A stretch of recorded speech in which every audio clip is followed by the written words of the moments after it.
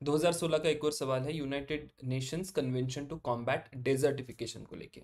Already कुछ एक content हम लोग प्रिपेयर कर चुके हैं इसको लेके। 2014 का एक क्वेश्चन था, एट द सेम टाइम उसमें हमने करंट अफेयर्स भी प्रिपेयर करा था। बट मीनवाइल जब हमने लास्ट क्वेश्चन करा और ये क्वेश्चन कर रहे हैं, तो करंट अफेयर्स में कुछ एक और चीजें आई हैं। So we will see what this United Nations convention to combat Desertification is. आप यूएनसीसीडी पढ़ेंगे तो उसमें से दो टर्मिनोलॉजी आएगी, वन इज डेजर्टिफिकेशन, दूसरी है लैंड डिग्रेडेशन न्यूट्रलिटी। तो दोनों ही आपको समझ लेनी होगी कि ये टर्म्स क्या इंडिकेट करती है। And finally we will move on to the current affairs वाला section. So let us move. First and foremost question में क्या पूछा है ये देख लेते हैं। So question is asking what is और are the importance of the United Nations convention to combat desertification.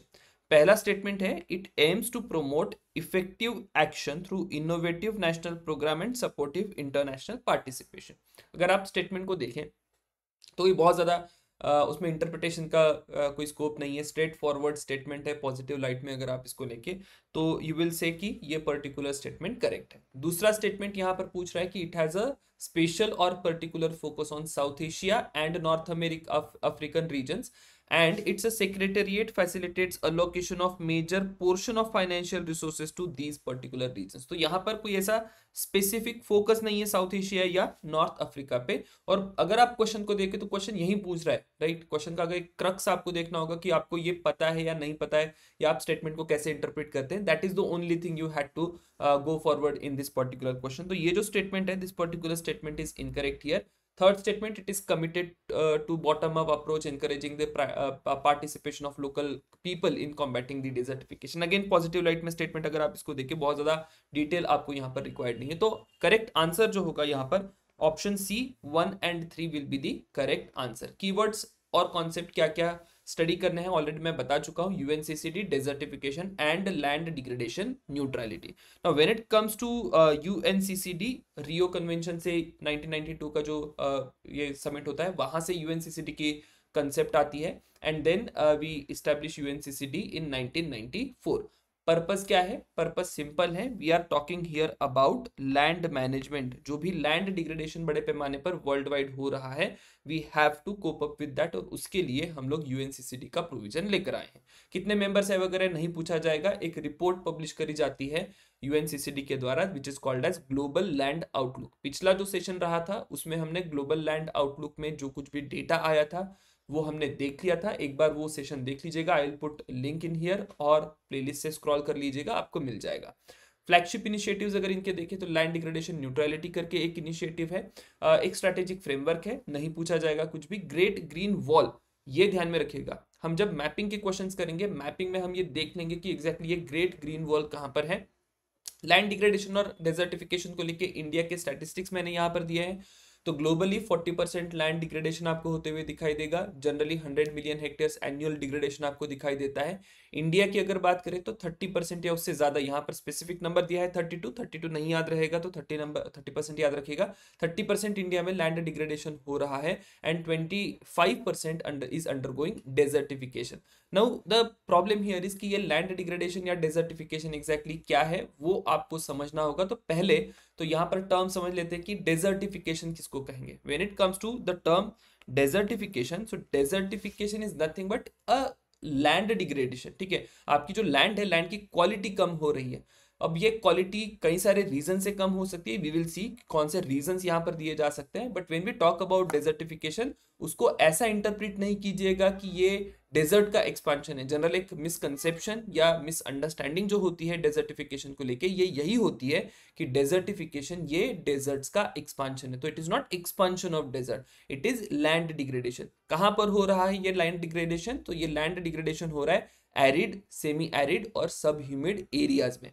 कई सारे फैक्टर्स हो सकते हैं, नेचुरल फैक्टर्स हो सकते हैं, क्लाइमेटिक वेरिएशंस हो सकती है, या ह्यूमन एक्टिविटी हो सकती है जिस कारण से डेजर्टिफिकेशन हो रहा है या लैंड डिग्रेडेशन हो रहा है। बट अल्टीमेटली लैंड डिग्रेडेशन होने के बाद रिजल्ट क्या होता है? तो यहां पर स्टेटमेंट दिया है कि it leads to loss of productivity in ecosystem affecting biodiversity, agriculture and livelihoods. ठीक है, तो ये जब सिचुएशन अराइज होगी कि लैंड डिग्रेडेशन हो गया और लैंड डिग्रेडेशन हो जाने के कारण जो आपकी लैंड है उसका बायोलॉजिकल पोटेंशियल कम हो गया या बायोलॉजिकल प्रोडक्टिविटी कम हो गई, उसको हम कहेंगे कि ये प्रोसेस है डेजर्टिफिकेशन। अब ये जो डेजर्टिफिकेशन है कई सारे कारण से हो सकता है, तो already we have attributed all the reasons in here. So desert भी ध्यान में रखिएगा, अगर आपको टर्म डेजर्ट नहीं पता होगी तो डेजर्ट एक ट्रेडिशनल सेंस में हम लोग कहते हैं कि जो एरिड रीजन है वो डेजर्ट्स है, बट डेजर्ट्स ये ऐसी सिस्टम्स होगी या इकोसिस्टम्स होगी जिसमें बायोलॉजिकल प्रोडक्टिविटी नहीं है, ठीक है। तो उसको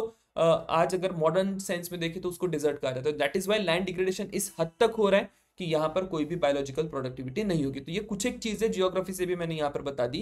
now when it comes to land degradation neutrality, तो ये होती क्या है? तो लैंड डिग्रेडेशन न्यूट्रलिटी रेफर करती है कि it is the amount and quality of land resources necessary to support ecosystem function, services and food security, ठीक है। तो आप लॉन्ग टाइम फ्रेम पर सस्टेनेबल डेवलपमेंट करते रहे या लाइफ सस्टेनेबल होती रहे, तो उसके लिए क्या चाहिए? इकोसिस्टम आपकी फंक्शन करनी चाहिए, सर्विसेज इकोसिस्टम के द्वारा आपको मिलनी चाहिए और फूड सिक्योरिटी बनी रहनी चाहिए। तो ये सब करने के लिए you will have to ensure कि आपकी लैंड जो है लैंड सही से बनी है।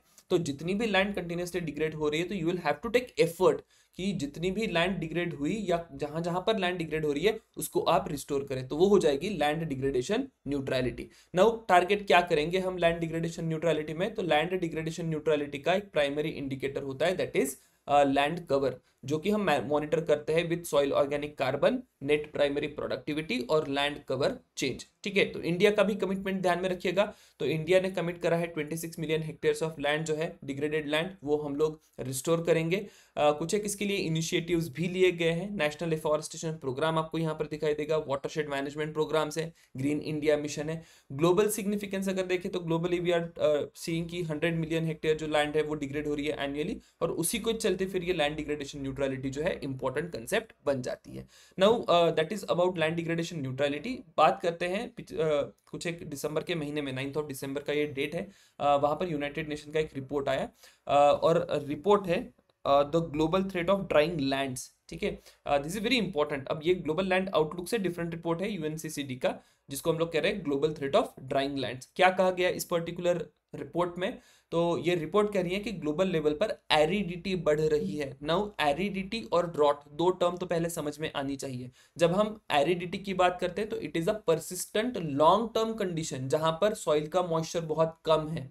जब आप ड्रॉट की कंडीशन देख रहे हैं तो ड्रॉट एक शॉर्ट टर्म कंडीशन है। तो हो ये रहा है वर्ल्ड वाइड की बड़े पैमाने पर वर्ल्ड के सारे ही इलाकों में लॉन्ग टर्म के लिए सॉइल मॉइस्चर में डिक्लाइन हो रहा है। अब इसके कई सारे कारण हैं, और ये जो डिक्लाइन इन सॉइल मॉइस्चर है उसी को हम कहेंगे कि ये ग्लोबल एरिडिटी में इंक्रीज हो रहा है। तो over 75% of earth land experience dryer climates, and global dry land जो है वो एक्सपांड हुए 4.3 मिलियन हेक्टेयर से। सो ये बड़ा ही कंसर्न बना हुआ है। एरिडिटी का इम्पैक्ट फिर एनवायरमेंट, सोशियो इकोनॉमिक और रीजनल डेवलपमेंट में आपको दिखाई देगा। पूछा जाएगा शायद एरिडिटी के बारे में या global threat of drawing lands report किसके द्वारा दी गई है, यहां पर भी एक क्वेश्चन हो सकता है। Other than that land degradation neutrality को लेकर एक क्वेश्चन हो सकता है, या डेजर्टिफिकेशन की कॉन्सेप्ट को लेकर यहाँ पर क्वेश्चन पूछा जा सकता है। तो ये कंसेप्चुअल क्लैरिटी इन सारे इलाकों में आपको होनी चाहिए। बाकी ऑलरेडी हम लोग क्वेश्चंस देख चुके हैं, पहले भी एक क्वेश्चन कर चुके हैं डेजर्टिफिकेशन का, यहाँ पर भी आप देख रहे हैं कि किस प्रकार से क्वेश्चन पूछा गया।